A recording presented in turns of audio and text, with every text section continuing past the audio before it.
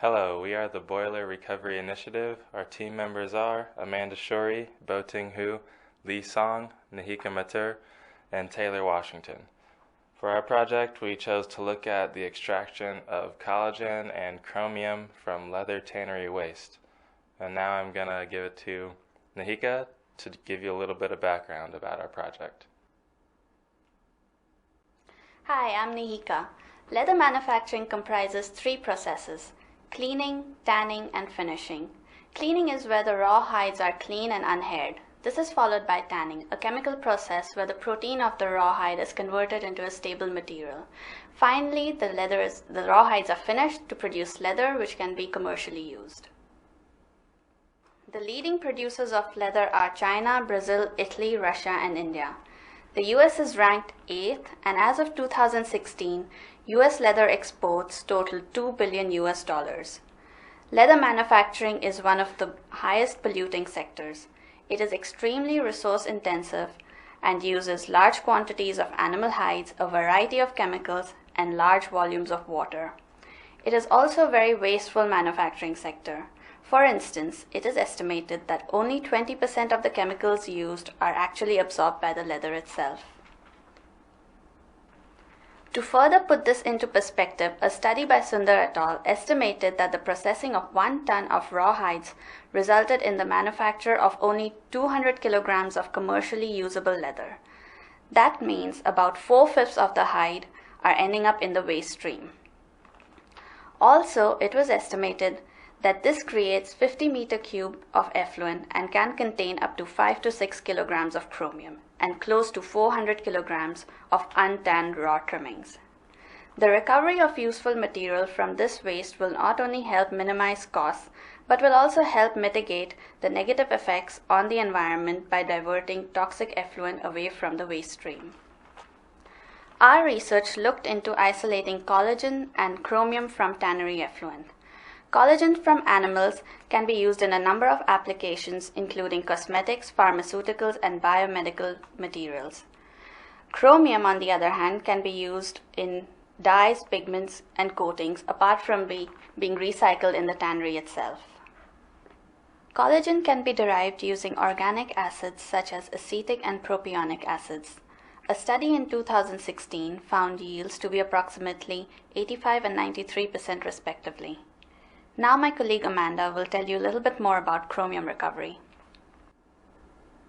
Hi, I'm Amanda and I'm going to tell you more about the methods that we evaluated for chromium extraction. We chose 5 different methods for recovery of chromium from the tannery waste. These are labeled as A through E. In the end, we ended up using method B for our method to extract chromium. We used the weighted decision matrix to evaluate 5 methods for chromium extraction.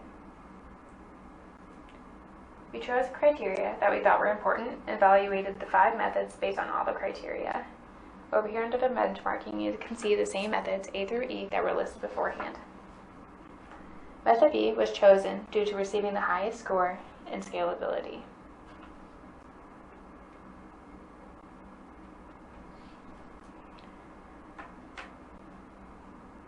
This method was focused on aluminum sulfate and ferric chloride as the coagulants. So you can see that in the picture up the upper right, where the ferric chloride is aluminum sulfate, and then below hand see how the coagulation process works. So this method takes the wastewater from the tannery effluent of the pre-treatment system. This method focused on going through a series of sampled, settled wastewater, coagulants added, and an orbital shaker being used. The chromium can then be extracted or removed by precipitation, incineration, or acid extraction.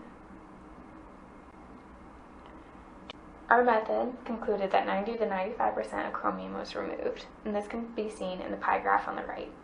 600 to 900 milligrams per liter of coagulants is needed in order to get this removal efficiency. Some limitations include lab scalability, so scaling it to industry use, and chromium removal was most efficient at lower initial concentrations. So for this method, 16.8 milligrams per liter of chromium was in the influent of this lab scale. So some challenges include the coagulation dose is dependent on initial chromium concentration, and higher initial concentration of chromium can result in lower percentage of removal efficiency. Now Taylor will talk about the reallocation of the waste stream.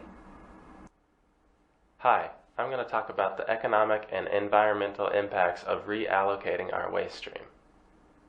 First off, this will reduce the carbon footprint and material costs by recycling and reusing the recovered chromium and collagen. This will reduce the amount of chromium in Tannery wastewater, thus decreasing the amount of pollutants entering the environment, which is good because chromium is very toxic. Recycle and reuse will also reduce the cost of wastewater treatment. Our chosen method has an estimated final treatment cost of $1.56 per kilogram of wastewater treated. This is about 3 to 7 times cheaper than the current treatment practices. And it will also reduce the chemical oxygen demand and suspended solids in the wastewater stream. There are a few minor trade-offs, however. Additional processes and equipment will be needed in order to facilitate the chromium and collagen recovery. It will also be necessary for new job duties to be learned, and there could be some negative upstream impacts for chromium suppliers if the demand is decreased due to recycle and reuse of chromium. Okay, to confirm our method will be suitable for the global leather industry, we check the top 30 countries around the world. We also consider about the location of these countries, so we pick up China, Australia, and Morocco. China in the Asia and Morocco in the Africa, Australia located in the Australia. First, we want to see the ranking. China has the top list leather export in the world, and Australia and Morocco just have a lower level. For the geographical spread, China has the largest land areas, Morocco has the smallest, which compared to China just like one of the states area.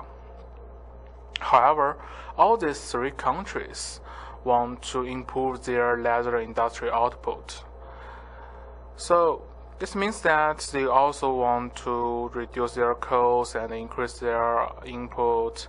So comparing China, the leather industry is just a part of the third industry, which means that it's not really important for their economy increase. Compared with China, the leather industry in Morocco and Australia is the pillar industry. This means that if we can increase the leather industry's output, the total economy in their countries will increase. Thus, go back to our method. We can reuse the chrome or sell the chrome, which can reduce the money cost for that industry. So it should be useful for all these 3 different countries, and it should also be useful around the world. So now we want to do a cost-benefit evaluation of this method. First, the aluminum and ferric salts used are very cheap and easily available. They are widely used as coagulants in water and wastewater treatment, so it is feasible to widely apply this method on the treatment of tannery waste. After the treatment, the concentration of the highly toxic chromium can be reduced at a percentage of 90% to 95%. By facilitating the method, waste-to-money conversion can be realized since collagen and chromium can be obtained from the waste.